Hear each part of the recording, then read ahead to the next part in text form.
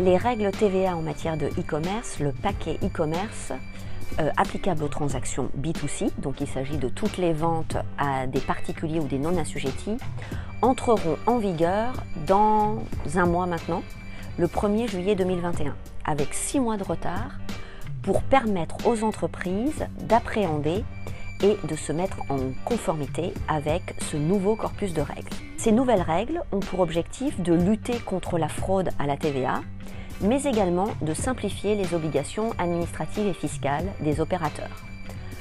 Pourtant, il n'en est rien. Ces règles sont complexes, introduisent de nouveaux concepts, une nouvelle terminologie que l'équipe TVA de Grant Thornton, société d'avocats, se propose de synthétiser dans une courte vidéo.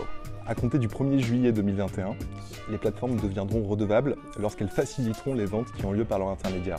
C'est-à-dire qu'elles interviendront directement ou indirectement dans la fixation des conditions de la vente, dans le paiement du prix, dans la commande ou dans la livraison.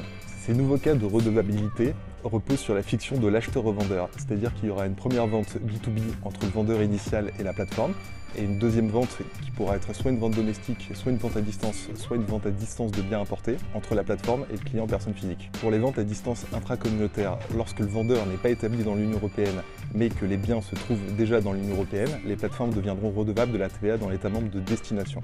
Elles pourront utiliser l'OSS. Pour les ventes à distance de biens importés, il faut distinguer selon que les envois ont une valeur intrinsèque inférieure ou supérieure à 150 €. Dans le premier cas, c'est-à-dire pour les ventes d'une valeur inférieure à 150 €, si la plateforme a opté pour l'IOSS, elle constatera une importation exonérée et elle sera redevable de la TVA dans l'État membre de destination. Si elle n'a pas opté pour l'IOSS, c'est la personne désignée comme destinataire dans les documents d'importation qui sera redevable de la TVA d'importation dans l'État membre de destination. Dans le deuxième cas, c'est-à-dire pour les envois d'une valeur supérieure à 150 €, c'est le régime normal qui s'appliquera, c'est-à-dire importation taxable et vente en local. Qu'est-ce qui change en matière de vente à distance entre communautaires de biens envoyés par un vendeur ou par son compte d'un État membre, par exemple l'Italie, à un acheteur personne physique dans un autre État membre, par exemple la France? Le lieu de taxation est réputé se situer dans l'État membre de destination, c'est-à-dire, dans mon exemple, en France.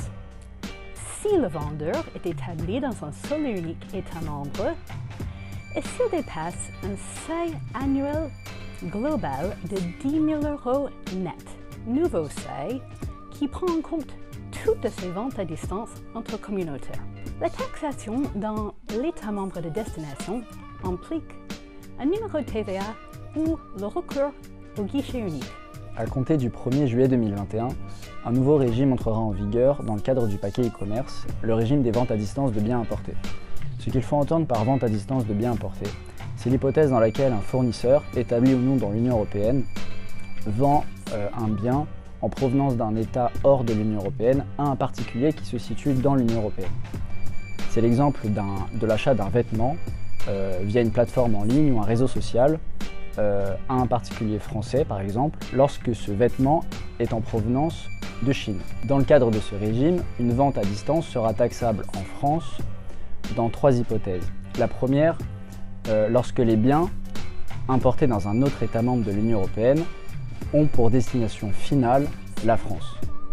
La deuxième hypothèse, c'est lorsque les biens sont importés en France et restent en France car livrés à un client français. La troisième hypothèse, c'est lorsque les biens sont vendus via une plateforme en ligne ayant importé les biens en France, avec la possibilité d'utiliser l'IOSS dès lors que les biens sont inférieurs à 150 €. Le mécanisme de l'IOSS, justement, est un mécanisme analogue à l'OSS. Ce mécanisme de liquidation et de déclaration de la TVA dans le cadre du régime des ventes à distance de biens importés concerne uniquement les ventes dont les commandes ont une valeur inférieure à 150 €. Les personnes concernées par ce mécanisme sont les assujettis établis dans l'Union européenne, les assujettis qui ne sont pas établis dans l'Union européenne mais qui sont représentés par un intermédiaire lui-même établi dans un État membre de l'Union européenne, et enfin les assujettis qui ne sont pas établis dans l'Union européenne mais dans un État qui a conclu un accord mutuel de recouvrement fiscal. L'IOSS permet d'exonérer la TVA d'importation et de payer la TVA due au titre des ventes à distance taxables dans le pays de destination. Le 1er janvier 2015 avait été mis en place le mini-guichet unique. Ce régime permettait aux prestataires de services, notamment de prestations électroniques, de déclarer la TVA initialement due dans le pays de consommation via ce guichet unique. La réforme qui est entrée en vigueur le 1er janvier 2021 a étendu ce guichet unique à toutes les prestations de services. Le prestataire qui rendra des services à des non-assujettis établis dans un autre État membre de l'Union européenne pourra déclarer et liquider la TVA initialement due via ce guichet unique sur option.